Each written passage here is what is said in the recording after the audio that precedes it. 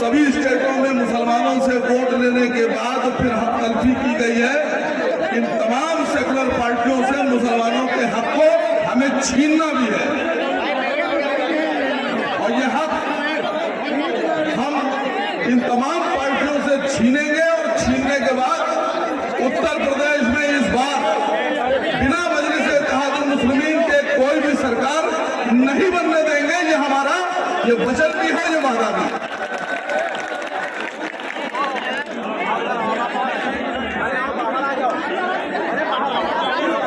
उत्तर प्रदेश में असेंबली चुनावों के लिए शायद 60 दिन भी नहीं बचे।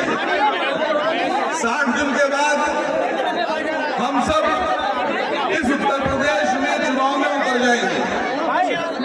आपके विधानसभा में भी मजलिस इत्तेहादुल मुस्लिमीन अपना कैंडिडेट खड़ा करेगी। अब यह आप सबकी जिम्मेदारी है कि मजलिस इत्तेहादुल मुस्लिमीन को जिताकर विधानसभा में भेजना है।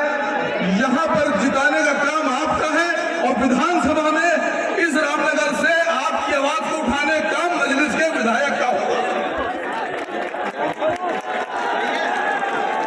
मुसलमानों को दबाने का काम किया जा रहा है। इस वक्त जो केंद्र में सरकार है, उत्तर प्रदेश में सरकार है, वो मुसलमानों को चारे की तरह इस्तेमाल करके हिंदू वोटों को लुभाकर हिंदुस्तान में और उत्तर प्रदेश में हुकूमत करना चाहती है। अभी आप लोगों ने सुना होगा कि गुड़गांव का एक मामला सामने आया। गुड़गांव हरियाणा में तमाम मुसलमान दूसरे इलाकों से, शहरों से, स्टेट से आकर नौकरियां करते हैं। वो मुसलमान जुमे के दिन अपनी नमाज अदा करते हैं। हरियाणा में बहुत सी ऐसी मस्जिदें हैं जो वक्फ की हैं और जिनके ऊपर लोगों ने कब्जा कर रखा है, जिन पर सरकार का भी कब्जा है, लेकिन उन मस्जिदों को खोला नहीं जाता। मुसलमानों ने एक पार्क में अपनी जमात बनाकर नमाज पढ़ने का काम शुरू किया। उसके लिए उन्होंने सरकार से परमिशन ली, पुलिस ने उन्हें परमिशन दी और वो सुकून से अपनी नमाज पढ़ रहे थे। लेकिन कुछ सांप्रदायिक लोग जो सरकार से समर्थन लेकर काम कर रहे हैं, उनमें से कुछ लोगों ने मुसलमानों की नमाज पर आपत्ति दर्ज कराई और उसके बाद में वो उस जगह पे पहुंच गए और मुसलमानों को नमाज नहीं पढ़ने दी। लेकिन आपको एक बात बताना चाहता हूं कि आज मुसलमानों की नमाज को लेकर जो लोग खड़े हो रहे हैं कि नहीं पढ़ने देंगे, इनसे डरने की जरूरत नहीं है। इनकी मानसिकता को पहचानने की जरूरत है। ये वो लोग हैं कि जब हिंदुस्तान में मुसलमान नहीं थे, हिंदुस्तान में मुसलमान नहीं आए थे, उस वक्त ये वो लोग दलित भाइयों को सड़क पर नहीं चलने देते थे। ये वो लोग हैं जो हिंदुस्तान के जो असली नागरिक हमारे दलित भाई हैं, उनको ये खेत में काम कराते थे, अनाज उगाते थे, लेकिन उनको अनाज खाने का हक नहीं देते थे। ये वो लोग हैं जो दलितों को सड़क पर जब चलते थे तो सड़क खोदे थे, मंदिर में दलितों को पूजा नहीं करने देते थे, कुएं पर दलितों को पानी नहीं भरने देते थे। ये वो लोग हैं जिन्होंने आज से पहले, मुसलमानों से पहले दलितों पर भी जुल्म किया था। ये दरअसल अपनी सरकार बनाना चाहते हैं। ये वो लोग हैं जिन्होंने अंबेडकर जी को स्कूल में बैठने नहीं दिया क्लास में। ये वो लोग हैं जिन्होंने एक जमाने में जो दलित औरतें थी उनको ये कपड़ा नहीं पहनने देते थे। तो इनसे घबराने की जरूरत नहीं है, इनसे मुकाबला कीजिए। चांद आपके बीच में कुछ लोग ऐसे भी होंगे जो आप लोगों से कहते होंगे ये निकाल दो, इत्तेहादुल मुस्लिमीन की वजह से बीजेपी जीत जाएगी। ये निकाल दो वहां से। बहुत से लोग ऐसे होंगे जो आपसे कहते होंगे कि मजलिस इत्तेहादुल मुस्लिमीन कैंडिडेट खड़ा करेगा, बीजेपी जीत जाएगी, फिर ये हार जाएंगे, फिर वो हार जाएंगे, मजलिस इत्तेहादुल मुस्लिमीन का रास्ता गलत है। तो मैं आपसे पूछता हूं कि जाकर सवाल कीजिएगा उनसे कि अगर हमारा रास्ता गलत है तो हम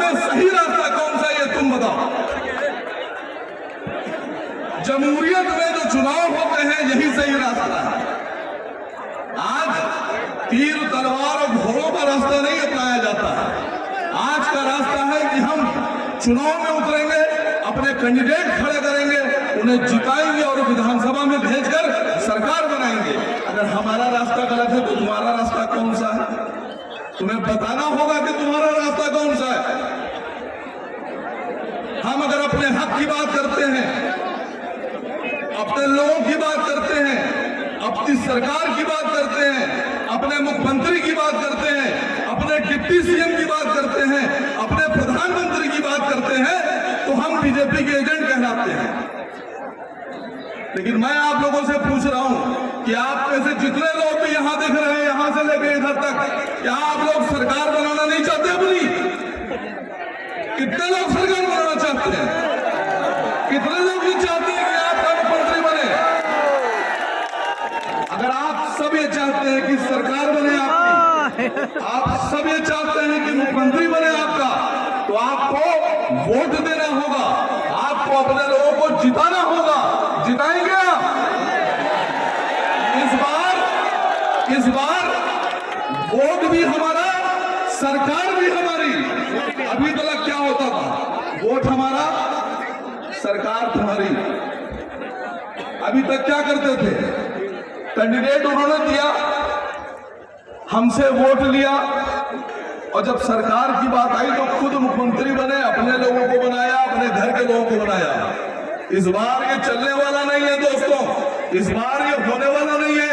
इस बार वोट भी हमारा होगा, कैंडिडेट भी हमारा होगा, मुख्यमंत्री और डिप्टी सीएम भी हमारा होगा। बनाएंगे इंशाअल्लाह।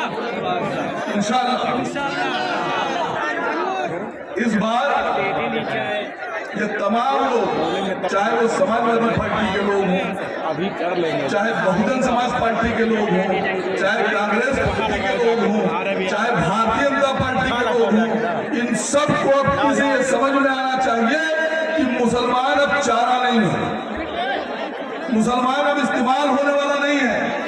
70 साल तक आपने मुसलमानों को इस्तेमाल किया, लेकिन अब मुसलमान जाग गया है और मुसलमान को यह पता है कि सत्ता क्या होती है और ताकत क्या होती है।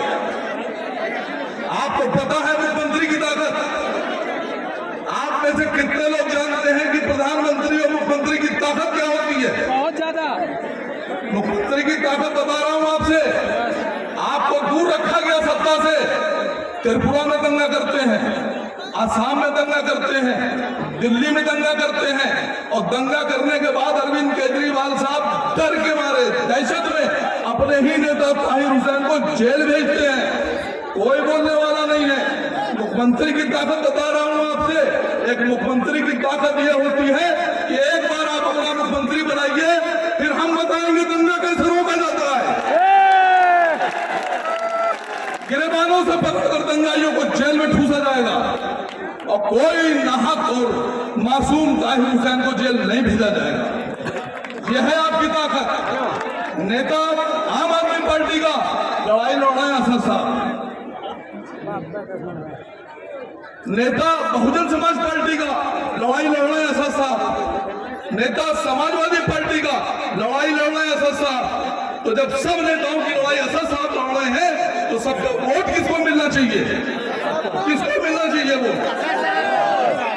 इस बार आपके बीच मजलिस इत्तेहादुल मुस्लिमीन पूरी ताकत से अपने कैंडिडेट के साथ आ रही है।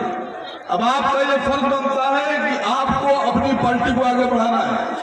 अब आपका यह फर्ज बनता है कि आपको अपने लोगों को जिताकर ज्यादा से ज्यादा तादाद में असेंबली में भेजना है, और इंशाअल्लाह इस बार मजलिस इत्तेहादुल मुस्लिमीन के विधायकों के बिना सरकार नहीं बनेगी। आप सब साथ हैं। एक वादे के साथ आप लोगों के बीच से जाना चाहता हूं कि इस बार मजलिस इत्तेहादुल मुस्लिमीन की सरकार, नारा लगाना है अब की बार जमाईम की सरकार, अब की बार।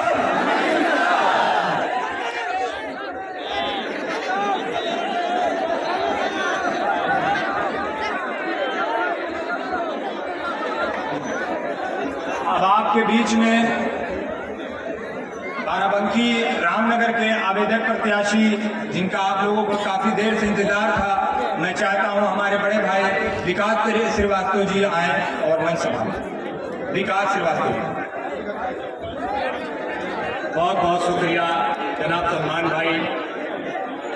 सम्मानित साथियों, आज ऑल इंडिया मजलिस इत्तेहादुल मुस्लिमीन के तत्वाधान में शोषित वंचित समाज सम्मेलन विधानसभा रामनगर 267 के रामपुर भवानीपुर में हो रहा है।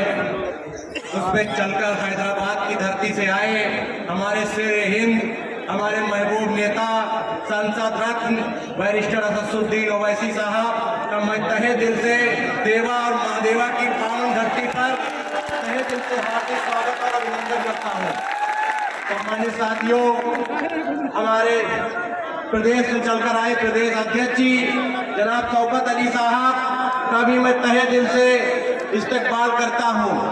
सम्मानित साथियों, मेरे जिले के जिला अध्यक्ष कुंवर जामी साहब, मोहम्मद खतीब साहब और जितने मेरे भाइयों ने प्रोग्राम को सजाया एवं बसाया यहाँ पर और कामयाब बनाया, जिन्होंने हमको ये प्रोग्राम करने के लिए जमीन दी, जाबिर जी और हमारे पूरे जिले के संगठन को मैं तहे दिल से इस्तकबाल करता हूँ। और मेरी पूरी विधानसभा से चलकर अपना कीमती समय निकालकर यहाँ पर आप लोग आए, इसका लिए बहुत बहुत धन्यवाद, बहुत बहुत इस्तकबाल। और अगर आप लोगों ने बैरिस्टर साहब के हाथों को मजबूत किया और यहाँ से मजलिस का विधायक विधानसभा के अंदर बैठा, तो आप ये पक्का समझिएगा मेरे साथियों कि आपके हक हकूक की बात वहाँ पे रखी जाएगी। ये मेरा आपसे वादा है। मेरे सम्मानित साथियों, मैंने कुछ इस विधानसभा की समस्याएं हैं, मैं अभी कुछ भी नहीं हूँ, एक समाज सेवी हूँ। मैंने वो समस्या अपने नेता महबूब बैरिस्टर असदुद्दीन ओवैसी साहब को बताने का काम किया है। अभी वो समस्याओं को यहाँ से उठाएंगे और संसद तक पहुँचेगी, संसद में भी उठाएंगे और दिल्ली में उठेगी। जब सारी आवाजें उठेंगी तो सारे मसले हल हो जाएंगे। मेरे भाइयों, मैं अपना कीमती समय मेरा जो बैरिस्टर साहब आए उनका मैं अपना समय सारा उनको देते हुए मैं इसी के साथ तहे दिल से आप लोगों का बहुत बहुत शुक्रिया अदा करता हूं। और इस बार पतंग को इतना उड़ाना है कि पतंग विधानसभा के अंदर लहरा जाए। मेरे साथियों, जय भीम, जय भीम, जय हिंद।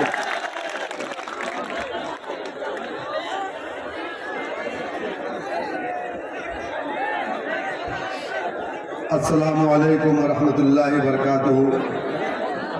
औज़ु बिल्लाहि मिनश शैतानिर रजीम। बिस्मिल्लाहिर रहमानिर रहीम। रामनगर विधानसभा रामपुर कटरा के मेरे गयूर नौजवानों,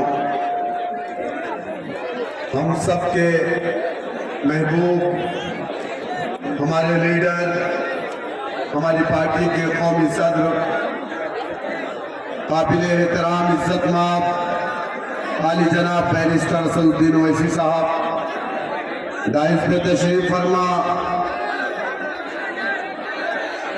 रामनगर के आवेदक प्रत्याशी जनाब विकास श्रीवास्तव साहब, जिला सदर जनाब कुंवर जामी साहब, पूर्वांचल प्रभारी जनाब इसरार साहब, यूथ के सेक्रेटरी जनाब खतीब साहब, बाराबंकी के प्रभारी एडवोकेट जनाब सज्जाद हुसैन साहब, जनाब अब्दुल्ला साहब, जनाब आबिद हुसैन साहब, जनाब इजहार साहब और हमारी पार्टी के प्रदेश महासचिव जनाब पवन राव अम्बेडकर साहब, जनाब मोहित सिंह साहब, जनाब अकील साहब, जनाब अरविंद गौतम साहब। मेरे दोस्तों, मेरे बुजुर्गों, आपको मालूम है कि 2022 का इलेक्शन बहुत करीब है। हर 5 साल में जमहूरियत में आवाम को ये मौका मिलता है कि वो अपने पसंद का नेता चुने, अपने पसंद का नेता चुन करके उत्तर प्रदेश की ऐवान में भेजे। एक दिन का सही फैसला 5 साल तक हमारे इलाके की खुशहाली, तरक्की और कामयाबी का फैसला होता है। एक दिन का गलत फैसला 5 साल तक आपको पछताना पड़ता है। 2017 का इलेक्शन हम उत्तर प्रदेश में लड़े थे और इस विधानसभा में हमने अपना कैंडिडेट नहीं खड़ा किया था। उत्तर प्रदेश में 34 सीटों पर मजलिस इत्तेहादुल मुस्लिमीन ने अपने उम्मीदवार उतारे थे और संभल की विधानसभा में हम रनर रहे। 60,000 से ज्यादा वोट हमने हासिल किया। 2 विधानसभा में हमने थर्ड पोल किया था। 5 लाख से ज्यादा वोट उत्तर प्रदेश के मजलिस इत्तेहादुल मुस्लिमीन ने हासिल किया था। 2017 के बल्दिया के इलेक्शन में उत्तर प्रदेश के अंदर महानगर में हमने 32 कारपोरेटर जिताए। मजलिस इत्तेहादुल मुस्लिमीन उत्तर प्रदेश के एक मेयर की सीट पर अपना कैंडिडेट खड़ा की फिरोजाबाद में, जहां पर हमने सेकंड पोल किया। बीजेपी कामयाब हुई। अगर समाजवादी पार्टी का कैंडिडेट ना होता तो फिरोजाबाद में मेयर की सीट मजलिस इत्तेहादुल मुस्लिमीन जीत करके आती।